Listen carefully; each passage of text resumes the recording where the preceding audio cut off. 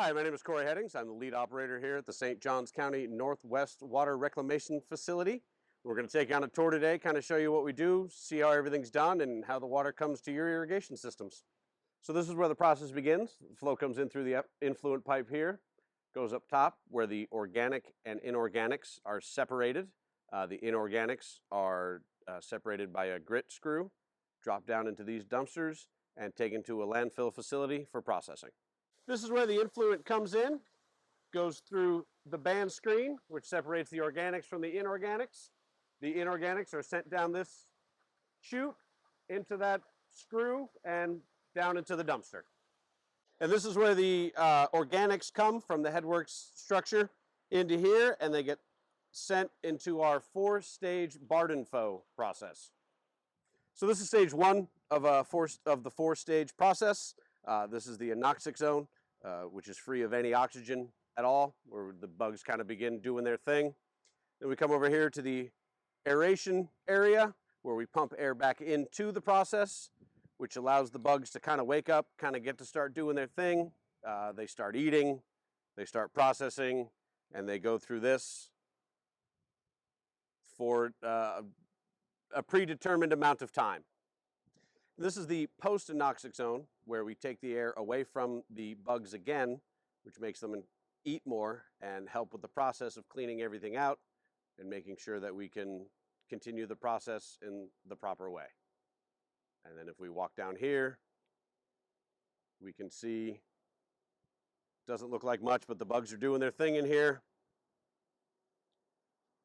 And then we can walk down here, and this is where we introduce air again to the re-air section, where we give them the air, let them kind of relax, calm down. At that point, they go to the clarifiers, which is going to be the next structure.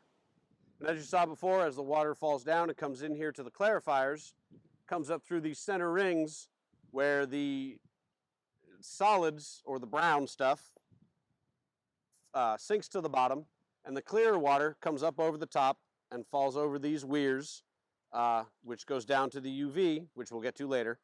But the brown stuff, we actually use most of it for different things. A certain percentage of it actually gets sent back to the very beginning of the process, and a certain percentage of it gets sent to our press building, which you'll see later, and sent off to make fertilizer. And then the water you saw that comes over the wall at the clarifier comes through into these splitter boxes, through these 2 filters, which cleans out a lot of what's left of the floatables and the little things in the water, and then it heads over to the UV channel for disinfection. And the water that comes through those 2 filters, like we talked about, into the UV trough here, and then gets separated, goes through this channel, through a series of UV bulbs that takes care of E. coli, Cryptosporidium, Giardia, E. coli, any other waterborne pathogens that may or may not be in it. And then when it comes to here, goes to these pumps right here, which is then sent over to that tank, and then from that tank it goes to those pumps and out to your irrigation system.